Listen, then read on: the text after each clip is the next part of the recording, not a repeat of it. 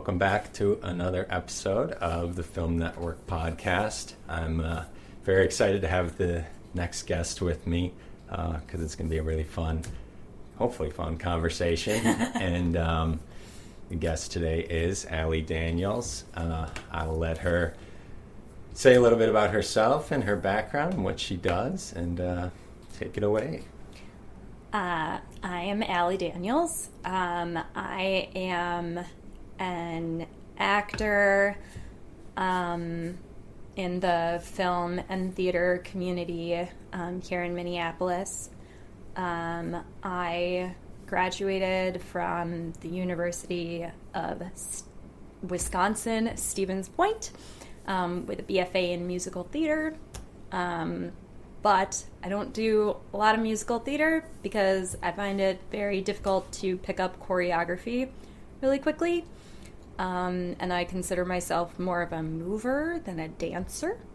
So that tends to be a little hindrance to my musical theater career.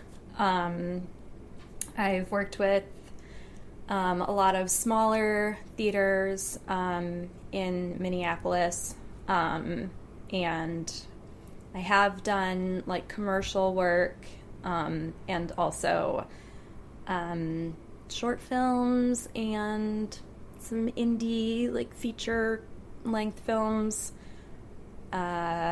We recently had the premiere for Frogman, which I played the Frogman, so I was in a frog suit, which was a very challenging experience, but it looks really good. And yeah, do whatever people ask me to, not whatever people ask me to do. I don't mean to say that. I do the things if people approach me and are like, I want you to do this thing, and then I look at the thing and I'm like, yes, I will do this thing, or I will not. So yeah, that's great. Yeah, awesome. Yeah. So yeah, for those who don't know, I met Allie on the set of my feature film, or one of my feature films called Dalwa, and she played a small role in that. But it actually turned out to be like my favorite scene in the whole movie, possibly. We didn't meet on Dalwa. We met on a different film that was it on Surfaced? No, because I met you previously. You were on... Oh, shoot. Because, yeah, we were talking about Titanic versus Mulholland Drive on a different one, too. Are you sure? I think so. Because I think we met before Dalwa. I think it was Dalwa, because there was Jared Elkin was sound, and Jennifer was there. Megan was there. Oh, no, you're right. You're right. We totally theater. met. Okay. All right. Yes. Yes. That's my mistake. I thought you were, like, on a crew for a different, like, short, and then you asked me to be on... Nope. Yeah. Completely... Just like, Diane in Mulholland Drive, I was creating my own... Right. idea of what our... I don't know. So do you see how it reflects real life in a very nuanced way? Yep. But we'll get there. But yeah, so that was very fun working with that. And I don't think we've seen each other in person since. No, I don't think so. So that's I think too it's bad. Just Facebook banter. Mm-hmm. But yeah, well, we're going to have a pretty interesting conversation here. But just to kind of set the stage for the deeper, more detailed elements of the conversation, would you say that Minnesota the Minnesota film community is a supportive one, that people like to help each other out and are generally accepting of everyone else? Oh, yeah. I think Minneapolis and the Twin Cities especially are very supportive of new artists and new talent. I think there can be some like clickiness in some areas, especially if directors find somebody that they really like working with, then it can be kind of hard, especially if that director is like well established. And then it can be harder for, actors who are not as well established, or they, kind of think of other actors that they like to work with like later on down the road, and they're like, oh, I really like working with Allie. Let me see if she wants to do this like one-off part. And that is really, discouraging as an actor sometimes, and, kind of offensive in some cases, where it's like, well, you like working with me, I am talented, like, but you assumed that I would just be, champing at the bit to do this, like, 3-line scene in your film or whatever. Like, you didn't approach me from the beginning. So, like, I don't feel like you value me as an actor. Sure. Like, you're just trying to, like, fill in. But, like, that's something you can reach out to new actors about, or, like, actors that you haven't worked with before. But, like, if you have worked with actors before and you like them, like, don't wait until further down the road when you need somebody for a party scene for, 2 minutes. And then, yeah, it's not a nice feeling as an actor. And yeah, that's kind of one of the reasons that I haven't really been as involved lately, because I kind of feel like I can sometimes be people's like back burner choice, and I know I'm a good actor, so it can be a little bit frustrating when they're in the middle of the project and they're like, oh, well, I like working with Allie, she'll probably want to do this, and I value myself more than that. Yeah. So obviously that's sort of like from the creativity collaboration side of things. Do you feel, sort of moving into the next area that we're going to talk about, do you feel like, so you're very outspoken about what your opinions are on things and what your interests and beliefs are and things like that. Do you ever feel that some director out there may do that to you, like put you on the back burner because of that? Like that, that there's, because you feel outspoken? Or believe a certain way, that they may not want that on their set or something. I mean, maybe. And if that's the case, then I don't want to work with them anyway. Like, I like who I am. I am very, I do a lot of, I'm very passionate about the things that I am outspoken about, and I make sure that I am as informed as I can be, and I am open to changing my mind with new information. I look at, what the person is telling me, and I,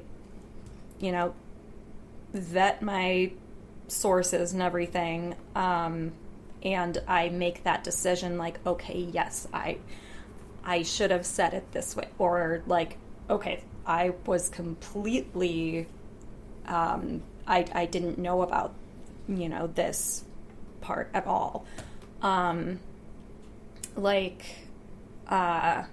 For instance, when Black Lives Matter was like just starting as like the hashtag and the movement and everything, I had I posted something that said that used the hashtag Black Lives Matter, and then my uncle had posted why I should say all lives matter, and I didn't really think about, and again, this was, but I hadn't really considered that perspective, and maybe I was a little bit too quick to entertain that idea,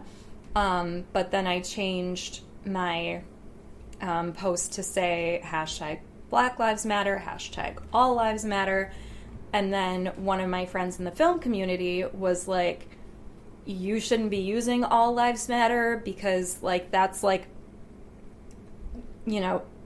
going onto someone's, cancer post, like cancer survivors or something like that, and then saying like, well, what about all other illnesses or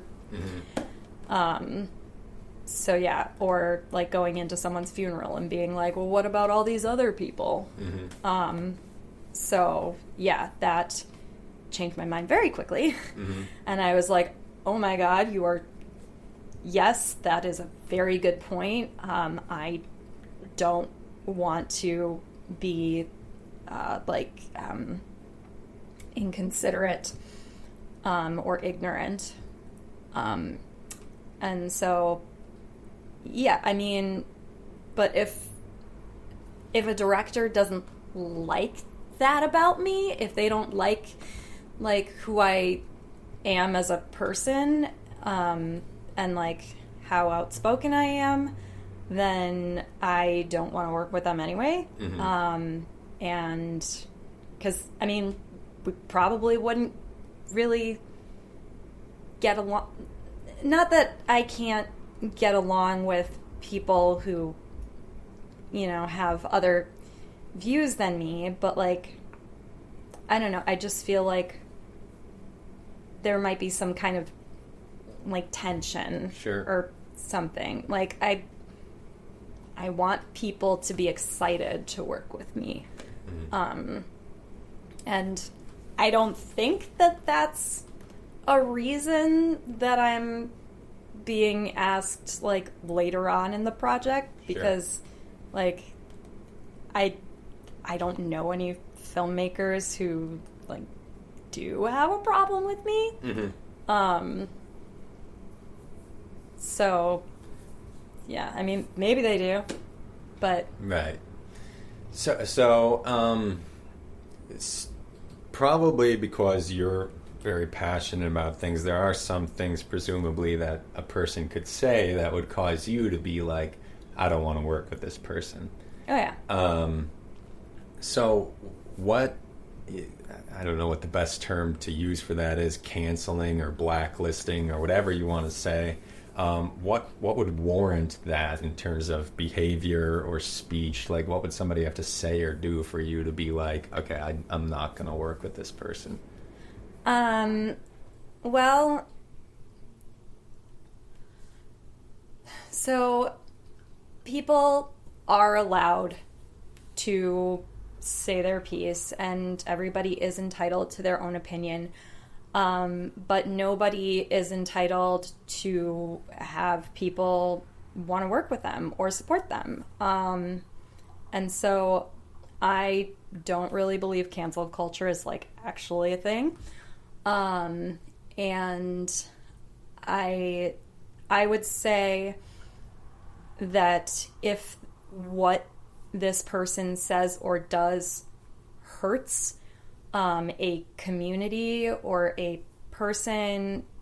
Like, if someone has a reputation of being a sexual assaulter, then yeah, they should not, people shouldn't work with them. Right. If someone is a white supremacist, people shouldn't work with them. Like, there are things that, people can, like, kind of, not necessarily redeem themselves, but, like, if you're willing to, like, own up to whatever you said or did, not that everything is redeemable or excusable, because it's not. Yeah. But, like, if you're just saying something because you, like, don't have all the information, and then people tell you, like, hey, like, this is actually super problematic because of this and this and this, and you look at that and you reflect on that and you change your behavior, then that's something that is, there is room for nuance.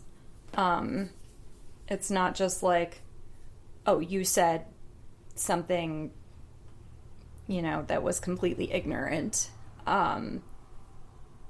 Like, there's no room for, improvement, because people need to learn. Like, that's how we become better people.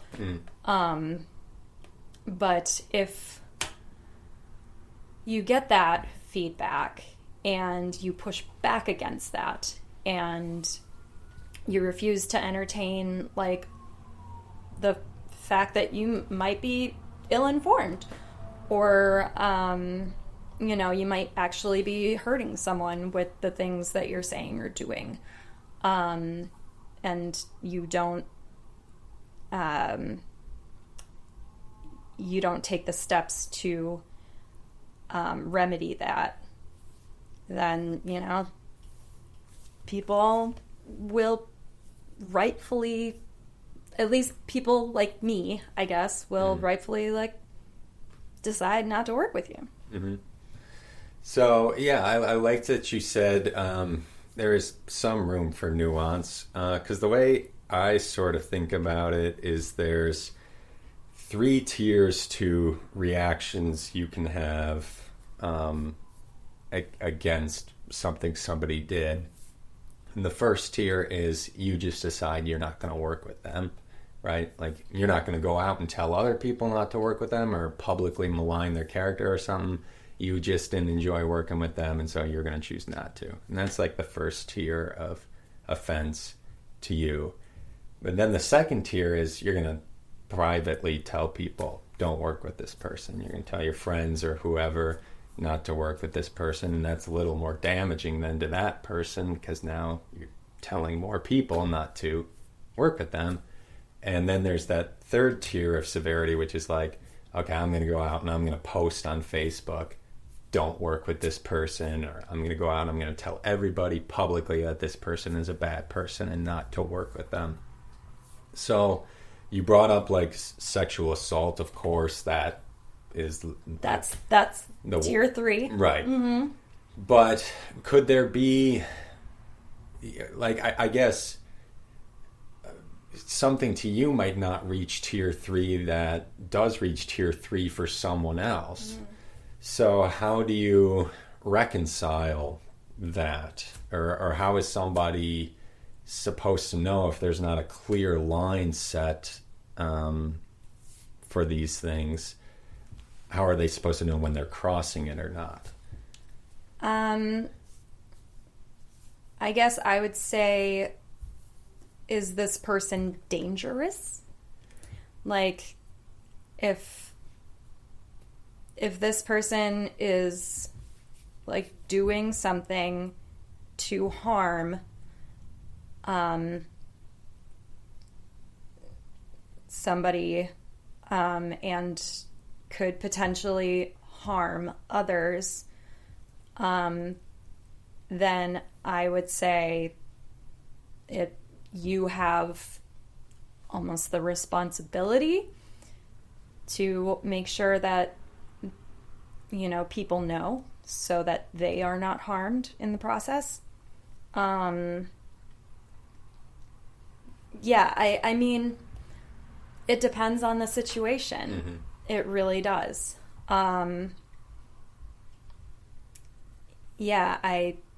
So can I give you a specific Please situation? do. Yeah. Please do. So we'll take, say, like a really binary issue, like the Israel-Palestine thing. Now it's just, you know, I don't necessarily want to get into having a discussion about that, but just for the sake of argument, if you were on set with me, and I know your position on the issue, very outspoken about it, if I were on set going around saying that I'm pro-Israel, you know, they should continue to bomb or whatever, just saying stuff that obviously you would disagree with and have a moral objection to, would that cause you to decide not to work with me in the future? Would that cause you to tell people not to work with me, to go publicly say this person supports this, so don't work with them? Like, what would your response to something like that be? I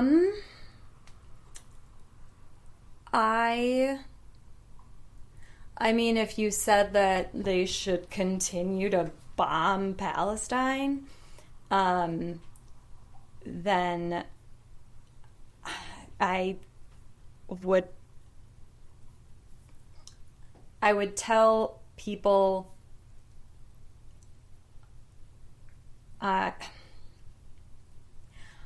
because I'm not typically someone who makes public statements against other people.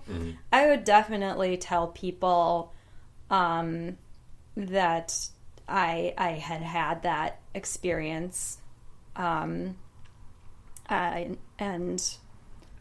would tell especially those people who I knew had values similar to mine. I'm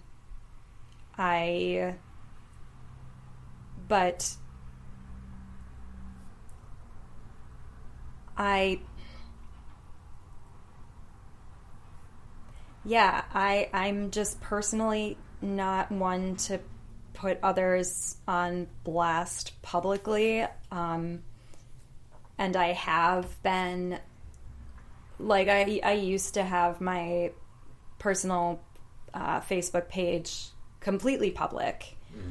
And I would just be a magnet for conservatives to just, like, go off on me, and it would consume, like, my entire day, just fighting with people I didn't know. Sure.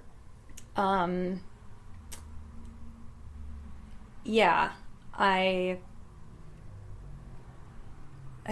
not somebody who would put people on blast for something like that, even though I would be very upset to hear that. And yeah, I would definitely tell people I knew. And, like, if somebody said that they were going to work with you, if they talked to me about it, then I would tell them, like, just so you know, he was talking to me about being pro-Israel and wanting Israel to continue bombing Palestine, and then have them make that decision. And it's not out of, you know, protection of the other person, or like, oh, I don't want to ruin their career. It's just, like, how much energy do you put into, trying to, I don't know, get the message out? Because, like, if you had assaulted someone, then, like, that is absolutely something that I would want everyone to know. Mm-hmm. So what is your reaction to people in the film community who do go out and put individuals on blast for something like what we were just talking about, like somebody saying a pro-Israel thing, or to that degree? I mean, it's their prerogative. If they want to do that, it's just how much energy you want to put out there, of yourself, because people are really ill-informed about the situation, about the history, and like, it's really unfortunate that people are so ill-informed, and they are so, like, it's been, like, drilled into us as Americans, for, U.S. is very supportive of Israel, and, like, people have a hard time, like, separating, like, pro-Israel from, like, the Jewish community and Jewish people.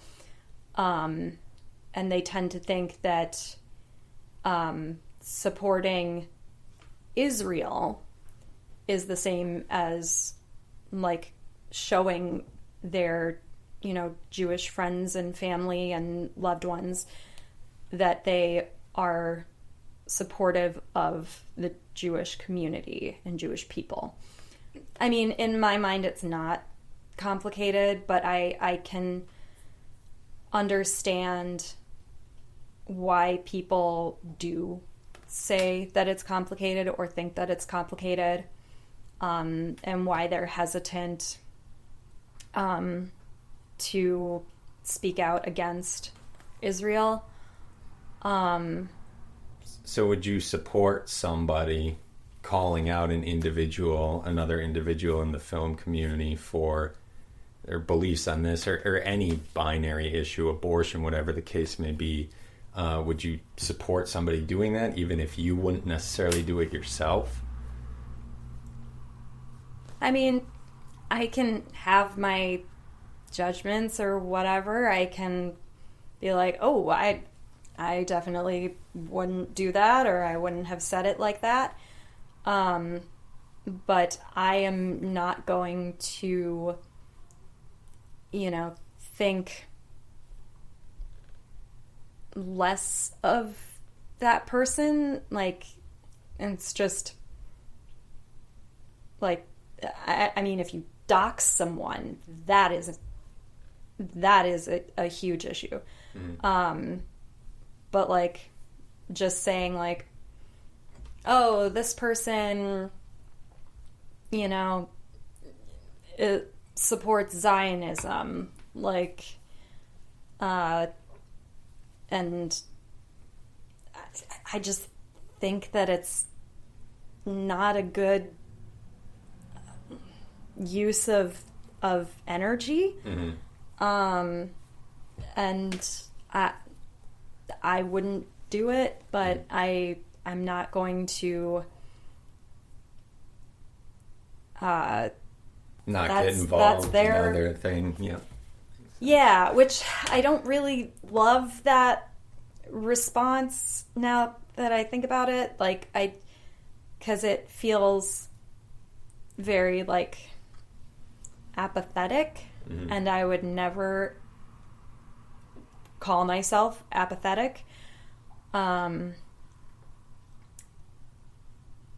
But it's, you can't control what the person putting this person on blast does. And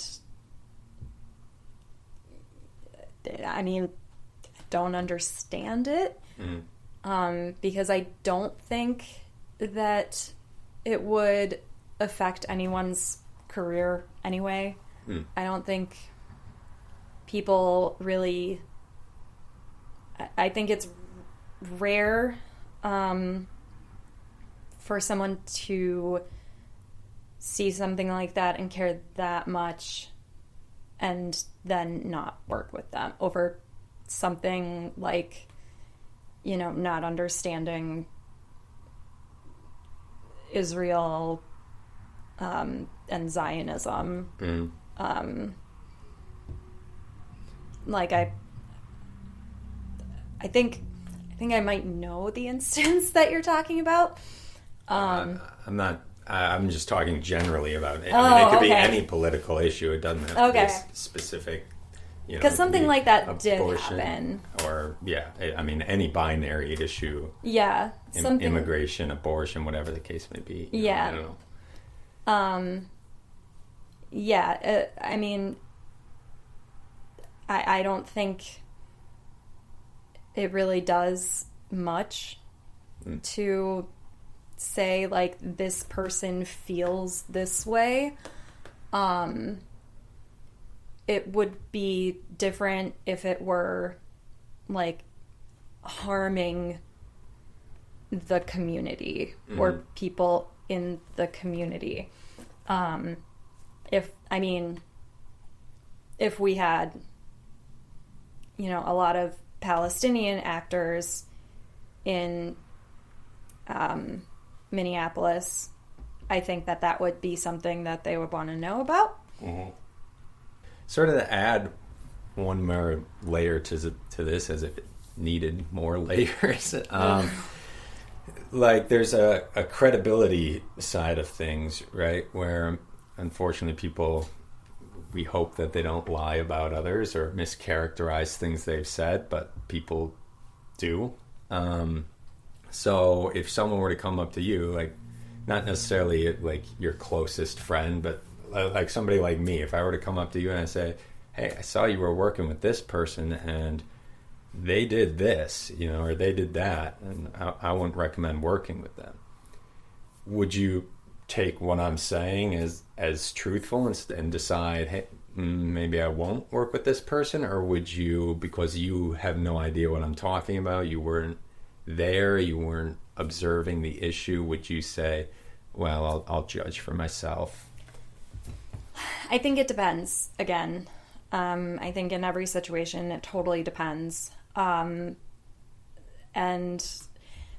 unfortunately, you are a white man, and there are, certain demographics that are harmed more commonly.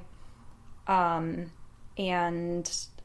like, if an actress friend came up to me and said, I was like, this director is very misogynistic, or this director was being really creepy, or something like that, I would probably take that at face value. And because, like, there's no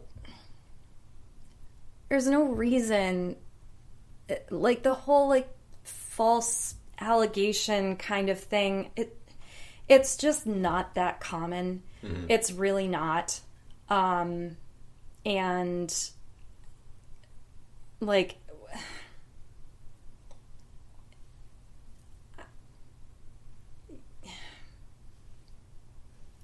I don't know.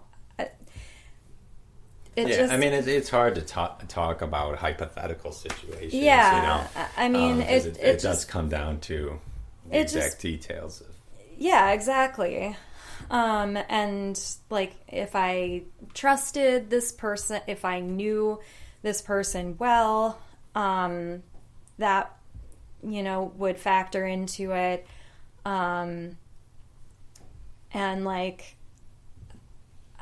I wish someone would have told me about certain directors, certain filmmakers. Like, I worked with somebody who ended up being an assaulter, and I did a music video where I was in not much, and he was,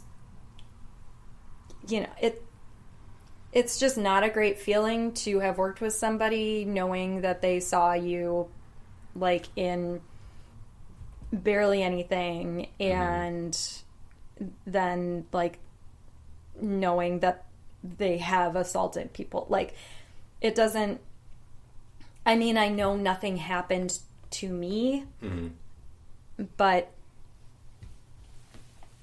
it wasn't exactly a comfortable experience. And like, if I would have like listened to things that he said more, like with more of a, because he was my friend, right? But more of a like self-protective kind of filter, then I would have kind of heard the creepy things that he was saying. Sure. But it didn't. It was like, oh, that's just him. Like, he's just so. Because that does bring up kind of an interesting element of like, if somebody else is saying something about a person that you've personally worked with and had no issue with, like, it's shocking to hear that somebody would say this about this person because you worked with them and it went totally fine and they were professional or whatever the case may be.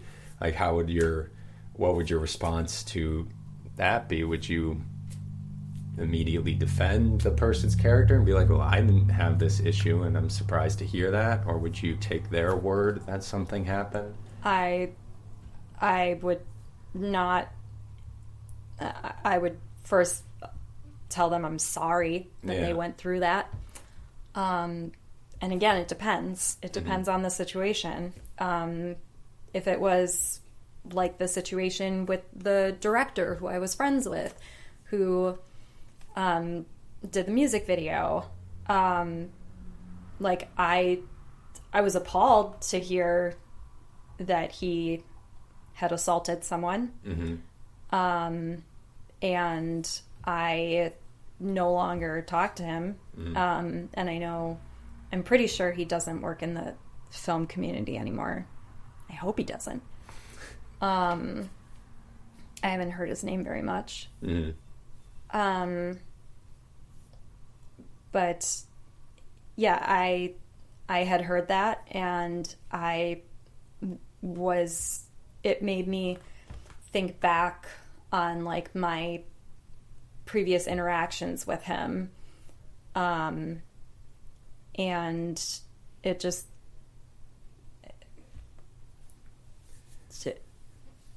put things into a different perspective. So you kind of brought up a little while back the idea of like a redemption and forgiveness for people who, I don't know, do something. I think that there are probably some people who can't be redeemed.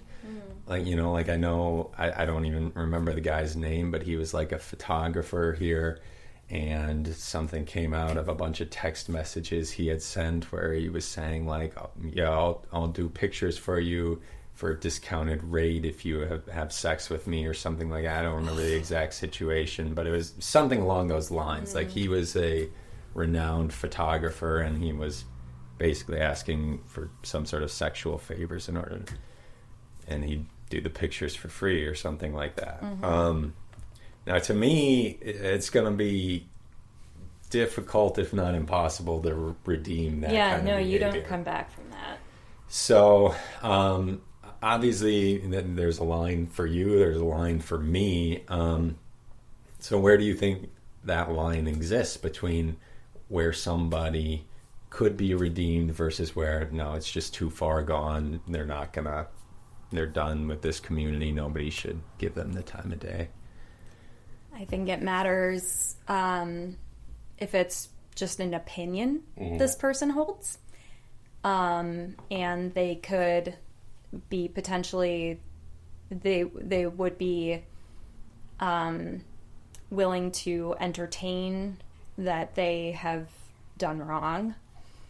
I think it matters the harm that they have caused. And like it matters like how much they are willing to change and own up to what they did and repair the harm that they did by, I mean, obviously that photographer, no. Yeah. And the filmmaker, who, no. Yeah. But if it was like me saying all lives matter because I didn't know, and when somebody had called me out on it, I took an inward look, I guess, for lack of a better term, and I was like, okay, I was totally wrong. I will not say that anymore. And I then started speaking out against the concept of all lives matter and why it was, not the right thing. Right. Because there was also another situation, and this was right when I was getting into the Minnesota film community, so I didn't know a whole lot of people, but there was this drama playing out in one of the groups that posed somewhat of an interesting dilemma, because there was this guy who, I'm not even sure what his role was, but he was a person of color, and he had made some sort of comment in a film group that was misogynistic. I think he said something like women are apex predator, he said some weird misogynistic stuff just out of the blue. But then claimed that he was saying that about a particular individual who said racist things to him on set. And so nobody was confirming that somebody had said those racist things. Everybody could see this person's comment, the misogynistic comment. And so, but presumably, like you were saying, there are people who are more victimized. So in that situation, do you say, do you take his word that there was racism and he was responding to that and you sort of forgive his comments? Or do you say, we don't have any proof that happened? We have proof of what you said, and that's not okay. And I remember that being a situation that came up.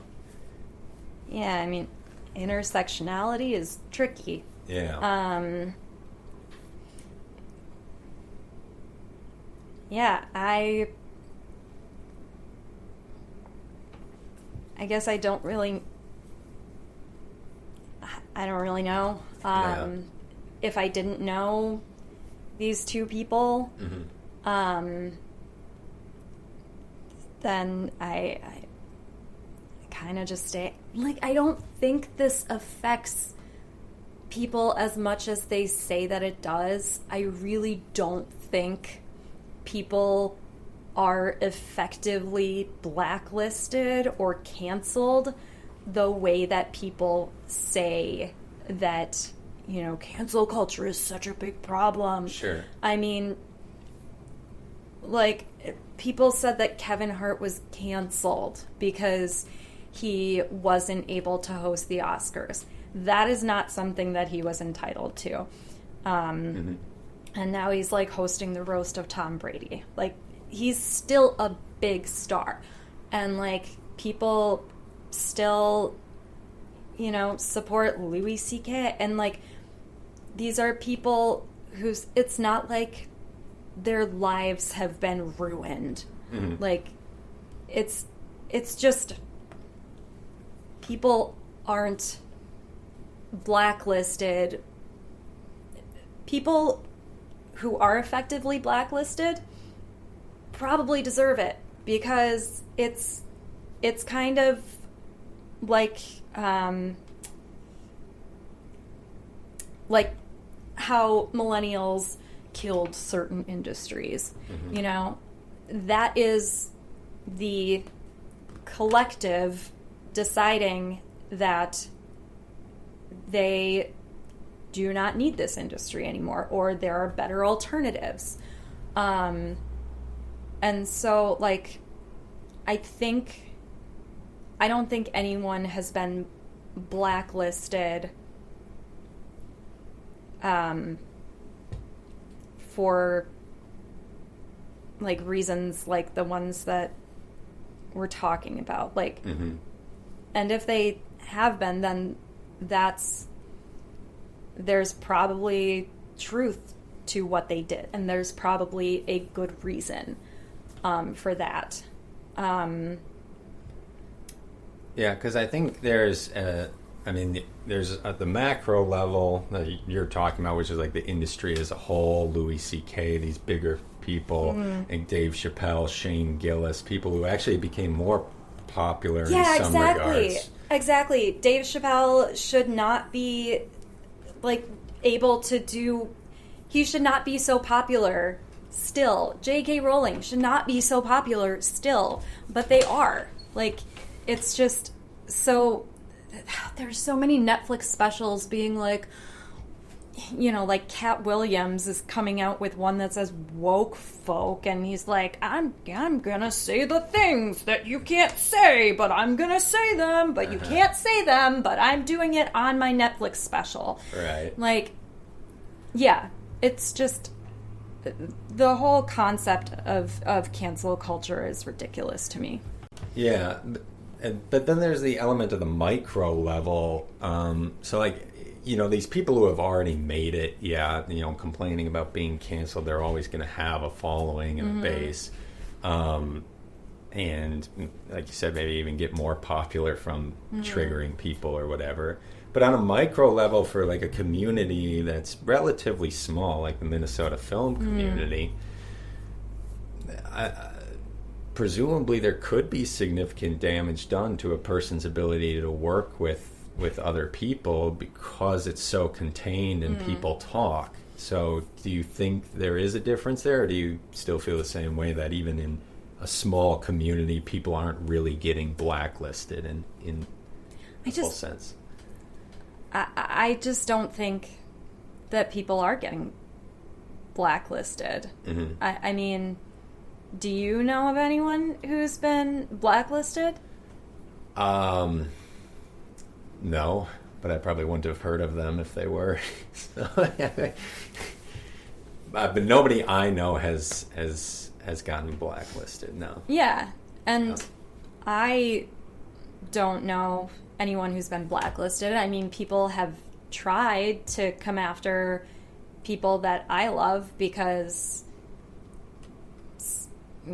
they, made a choice that people didn't agree with. And, like, I personally think it came from the right place, but they just didn't execute it very well, or they didn't have to. Like, it was like what you were saying, like, somebody put someone on blast.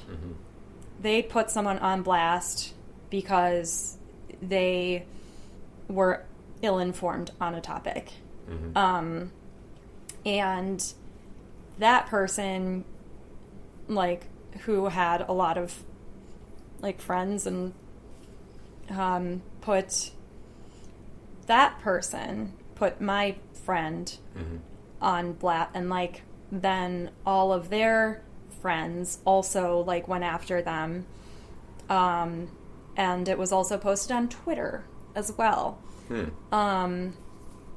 And she, like, is well known in the film community, and I mean, people who know her heart. Yeah. And wouldn't not work with her because of it. Mm-hmm. But again, that's like having, you know, that reputation built up. Mm-hmm. But like this one guy who was apparently saying something misogynistic, like when he said that he had worked with a woman who was racist towards him, Mm-hmm. Did he, like, it depends on how much, like, he then saw, like, how his actions were affecting other people. Mm-hmm.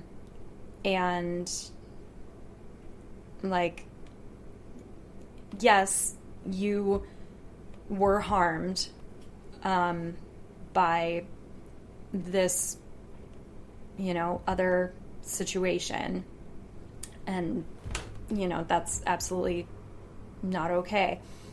Mm-hmm. But then to do harm to another community that's not a reason. Mm-hmm. That's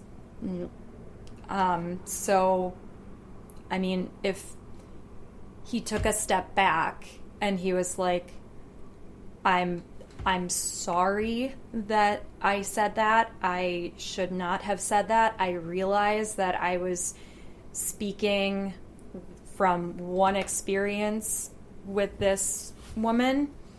Like, then that's something that can be, you know, that can be not necessarily forgiven, but that's understandable. Yeah. Like, we all... That's not what he did, but...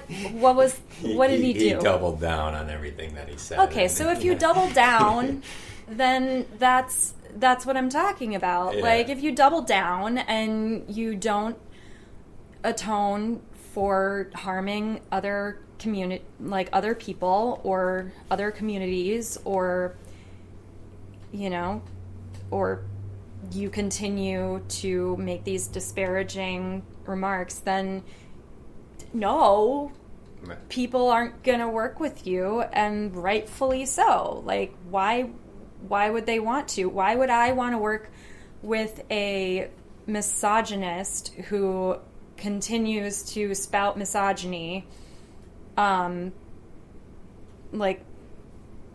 regardless of where it's coming from? Mm-hmm. Like, if you have no capacity for improving or, like, self-reflection, then that's on you. That's your fault that people don't want to work with you. Mm-hmm. Cool. Yeah. Great answers. Obviously a very complicated issue. Mm-hmm. And there's, like you were saying, it always comes down to sort of a case by case basis. It's hard to talk about things in a hypothetical way. Mm-hmm.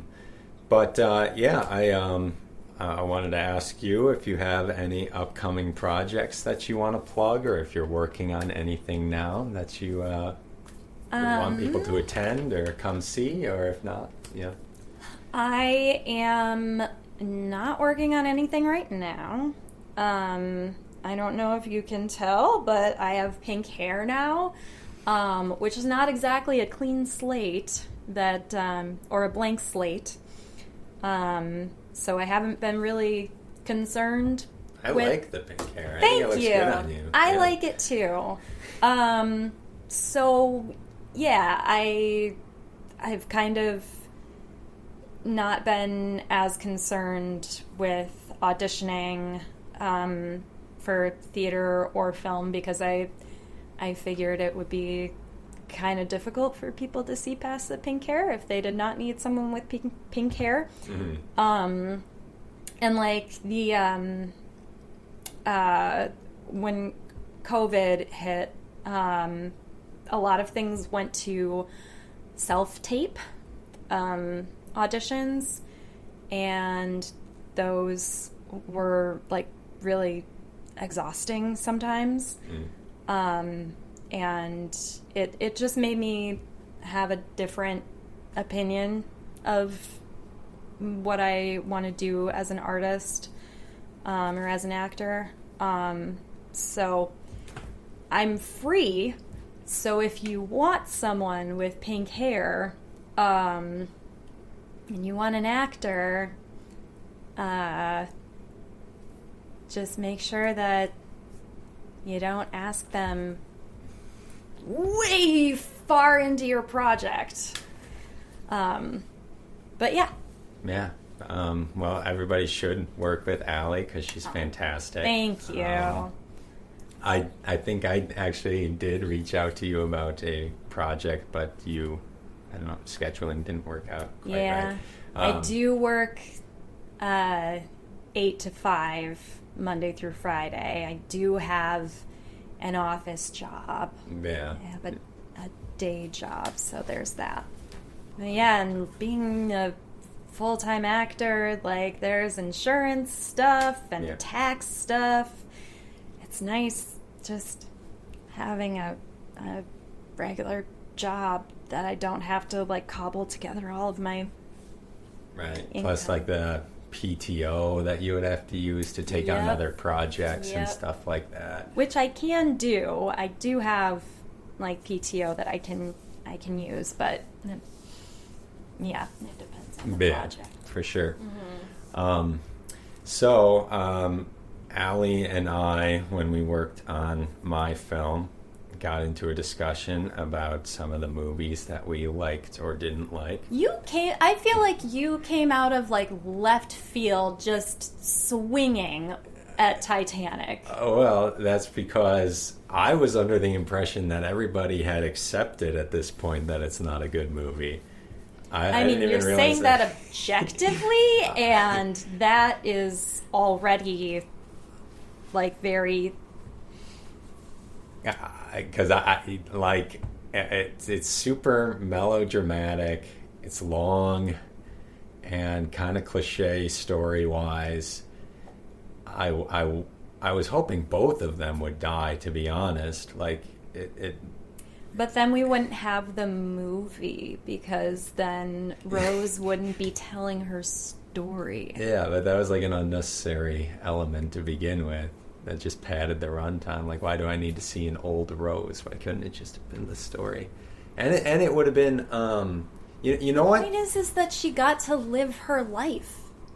And, like, she got to, like, she is one of the only survivors of the Titanic, you know? Why, like,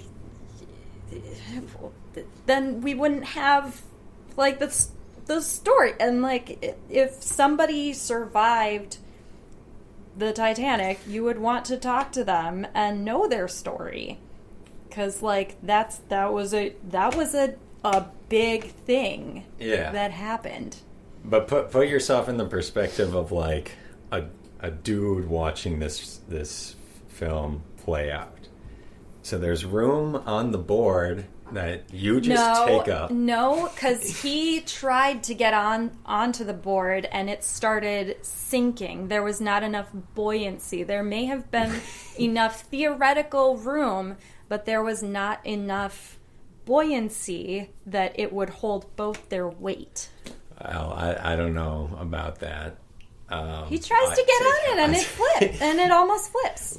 But beyond that, they have like this whole song called "My Heart Will Go On," which like, is beautiful. Yeah, it's a great song, but ethically, how does that make me feel if I die and the lady I was in love with is just like, yeah, I'll move on? I mean, you should want the person. You should want, the love of your life to move on and be happy. You shouldn't want them to just sit and just pine for you until they die. Like, you should want them to be happy and see, I think the way they could have done it, and maybe you've seen this movie too, they could have done it the way Moulin Rouge did it, which was much better. I don't know if you've seen that movie. Moulin Rouge is a great movie. Okay, so I said that weird. I said it like the Disney movie. I know it's Moulin Rouge. Yeah, I mean, great might go a little far, but it is a good movie. It's a good movie. But there, it's like, dude's never gonna move on because this lady that he was attracted to dies. Spoiler alert: she dies. And he's never gonna move on. He's gonna love her until his dying day, like the song says, and that seems to me to be more romantic and uplifting than you drowned, I'm gonna move on. There's no you drowned, I'm gonna move on. Like, I don't know. I guess it just seems like kind of a selfish position to take, to want your love, like the love of your life, to just be sad the rest of their life, and just that's not, I don't know, that just seems kind of, I guess all I can think of is selfish. You should want the other person to be happy. I guess I mean, you can be happy and still live with it doesn't, the memories without it doesn't make any of the memories that you had with that person any less special or any less precious, or it doesn't mean that you loved them less or that you don't love them still. Okay, but even beyond the ethics of it and the morality, Leonardo DiCaprio just doesn't give a good performance. He's cheesy, he's over the top, he's too, I mean, 9-year-old Allie was very into him. Oh, well, maybe, but that doesn't make his performance good. I mean, people He was young. Well, yeah, but there's young actors who give good performance. You gave a better performance than him in everything I've seen you in. So, well, thank you. So the performances wasn't good. Why do you say his performance was not good? It was just, overwrought and too big. I'm the king of the world. I mean, that was the dialogue. Yeah, I know. It wasn't written well either. So he that's an iconic scene. But it's just so dumb and exaggerated and melodramatic that I'm like, this is obviously some sort of wish fulfillment romance that has no basis in reality. But that's the world of the film. That's what the film called for. That's, the style of it. But where wish fulfillment was done well was in Mulholland Drive, where she wishes for a life that is this dream life in Hollywood as a successful actress, but the reality is Mulholland much Drive darker. is never melodramatic. Well, it's melodramatic because because of what I just said. It's acknowledging its wish fulfillment of she wants to fall in love with this woman, and she wants to be a successful actress, and she wants everything to go great. And so in melodrama, that's what we like and wish for. But in the reality, it's not really anything that melodramatic. She just is sad and shoots herself. So there's a foundation in an actual reality, while there's a relationship with the wish fulfillment and the dream life that she has, their hopes wanted to have. I mean... And Naomi Watts gives a great performance, and so does the entire cast and crew. Kate Winslet gives a great performance. It didn't move me. Well, Mulholland Drive, I did not remember. Like, I have seen Mulholland Drive, and I mean, it's notorious for not being able to understand. It's notorious for being confusing. Like, how is that? It's notorious for being open to interpretation, which is different than being just confusing. I looked up explanations on YouTube, and one of them has, like, big letters, why you didn't get Mulholland Drive. Titanic is easy to understand. It is accessible to all, walks of life. It is anti-capitalist. Mulholland Drive can't say that. That it's all about elite, like, actors and rich people. The director has been to the bottom of the ocean. David Lynch can't say that.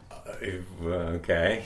You mentioned the epic theme song of My Heart Will Go On, Mulholland Drive. No epic theme song. I would disagree, but okay. What is the epic theme song in Mulholland Drive? It's the Spanish operatic version of the Roy Orbison song, Crying. It's not Celine Dion, though. It might be better because it ties into the themes of the film in an intellectual way. I mean, My Heart Will Go On does as well, but... I mean, I love that song. I do that song at karaoke all the time, but... Because it's a great song. You wouldn't do Crying by Roy Orbison at karaoke. No, I wouldn't, but that's because that's, like, more an atmospheric sort of thing. It's not like, cry in your room alone listening to it. It's like build a unique surrealist atmosphere. And it was also in Spanish, so that helped with the atmosphere. Also, it was part of my gay awakening because it was the first time I was able to see naked ladies on film. So there's plenty of naked ladies in Mulholland Drive. I know, but I wasn't able to see it because it was rated R. But it could have furthered your gay awakening because you actually see two women together. There's no way that I would have been able to see that because Titanic is accessible. Mulholland Drive is not. But I will give Mulholland Drive points for being a queer film. I will give them that.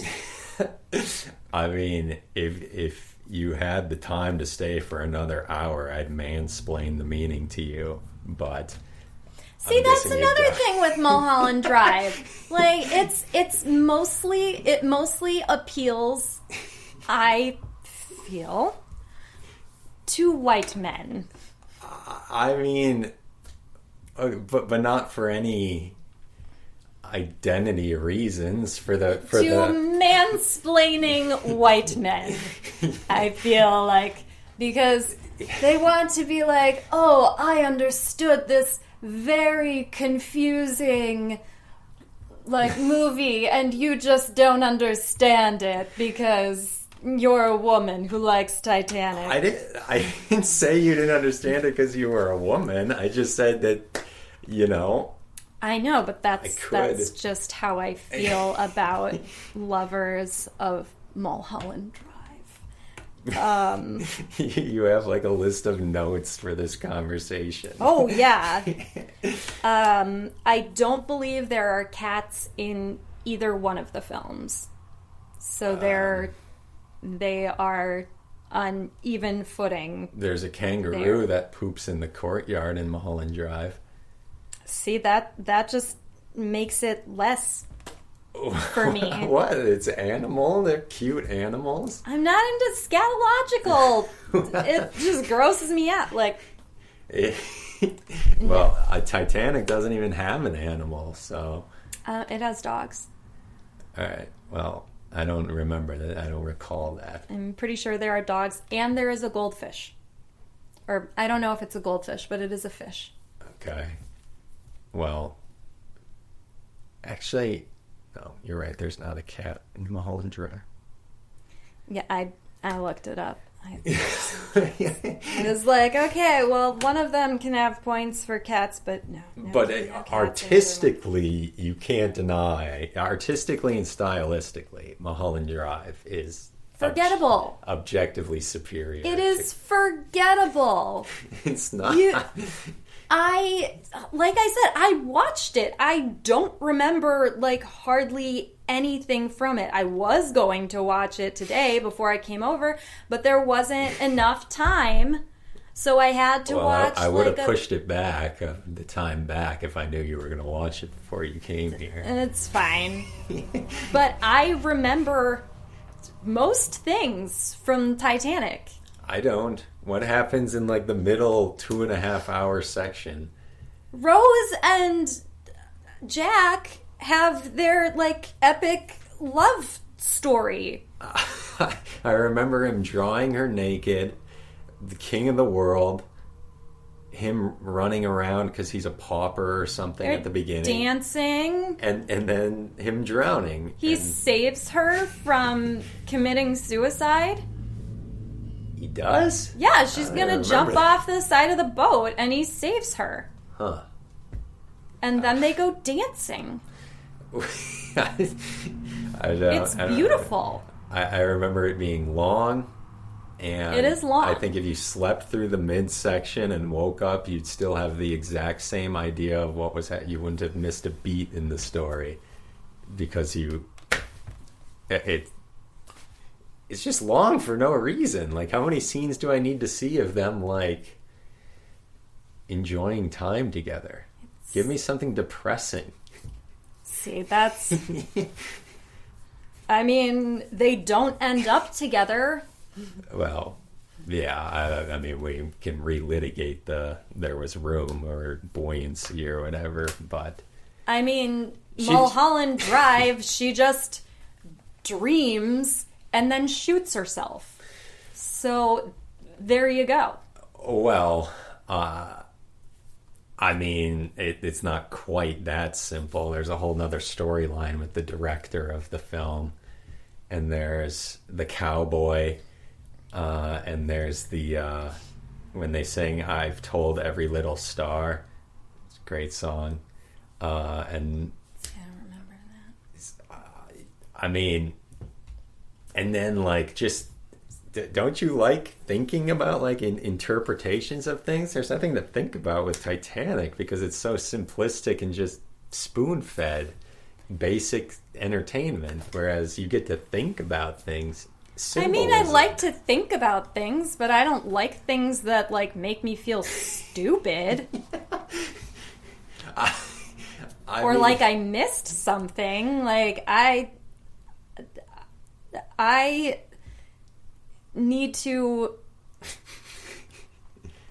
If anyone starts talking during a movie, and I can't hear what is being said, I need to go back to when they started talking. Because I cannot handle, like, not knowing what is going on. Like, it drives me up the wall. And so I don't want to sit through something that's like, what is happening?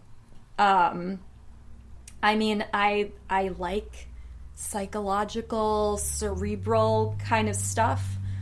But yeah, I mean, to be honest, like, I don't feel this strongly about Mulholland Drive or Titanic. I was just doing it out of, like, humor. I feel this strongly about Mulholland Drive. I know you do. Titanic you do. Whatever. I think a lot of movies are bad, so you could have picked another one. But that's like an objective statement. Like, you can't just say a movie is bad. You can't say Titanic is bad because, like, it obviously a lot of people think the opposite. And so, like, your opinion is your opinion. It is not factual. Well, you may think it's factual. I think I can say Mulholland Drive is bad. Well, you can't. I can. I just did. Mulholland Drive is bad. It's a Yeah. bad film. David Lynch is a terrible director. Okay, now you're just getting disrespectful. Naomi Watts delivers a terrible performance. Just lying now. When it went from being a subjective opinion to being disrespectful to being a lie. These are facts. Well, we're probably not going to come to an agreement on this. Nope. I enjoyed Showgirls, so I'll give you that one. Showgirls? Yeah. Why would you bring up Showgirls? Well, because that's like a movie that's like, like a girl boss kind of thing that I really enjoyed. I'm glad you enjoyed Showgirls. So we probably agree on that. Showgirls is fine. I don't know. I was trying to find one we would agree on quickly, and that's the first one that came to mind. So that's interesting. That I don't really remember Showgirls that much. Well, what do you even like? Name a movie you like. I like comedies.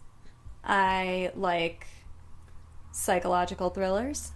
I like drama. Can you give, like, names of movies? Role Models is one of my favorite movies. I also really like Super Troopers. And really? Super Troopers. Super Troopers is hilarious. Even though, like, I could say things politically. But I also really like the movie Ruby Sparks. Never saw it. Which skewers the manic pixie dream girl trope very well. Paul Dano is in it. And so is Zoe Kazan. So that's like a recent one. It's relative to like Charlie Chaplin. Well, yeah, relative to Charlie Chaplin. I like Monty Python and the Holy Grail. Okay. Well, now we should just stop because that movie's horrible. What? It's a terrible movie. Okay. It's one of my least favorite movies ever. I mean, it was irritating. The humor wasn't funny. The humor wasn't funny. What is funny to you?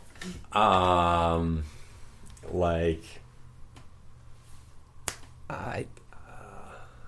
Do you like humor?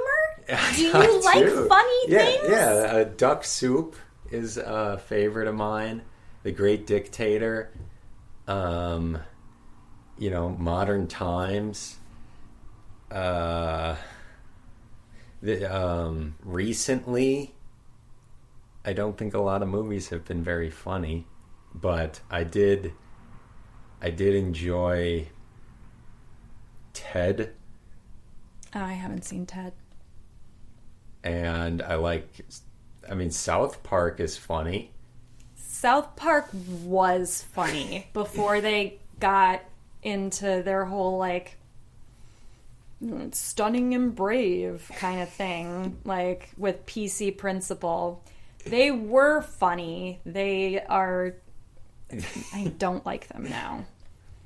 I don't know. I find a lot of things funny.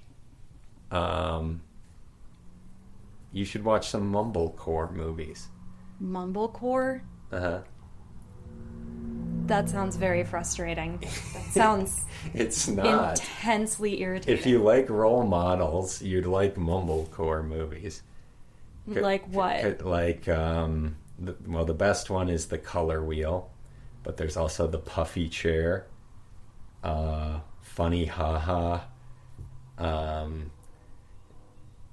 I will look these up. I don't. What's that one? Gabby on the Roof in July. Why would I know that? The Francis Ha. I have heard of Francis Ha. Okay. I have not seen Francis Ha. So, mumblecore. Look it up. I'll look it up. It's funny. I think it's... Actually, though, going back to earlier, the film I asked you to be in that you were too busy for me. Ooh, rare!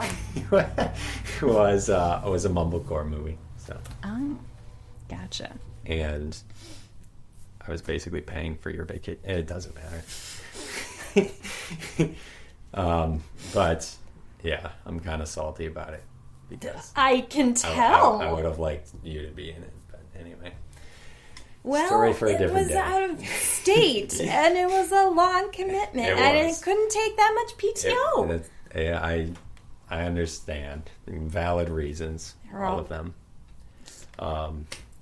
Didn't mean it as a personal attack or anything.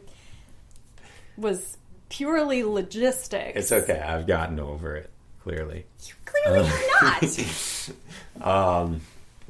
But yeah, very fun conversation. Thanks for coming. I appreciate you stopping by. Obviously, interesting, serious conversation. I really appreciate you offering your thoughts on all of it. Thank you. So that was Allie Daniels, great actress in the Minnesota film community. Please contact her and check her out because she's great. If you like working with me, call me first. Yeah, call her first. Or like I did, and she turned it down. But she's great. So with that, we will see you on the next episode of Film Network.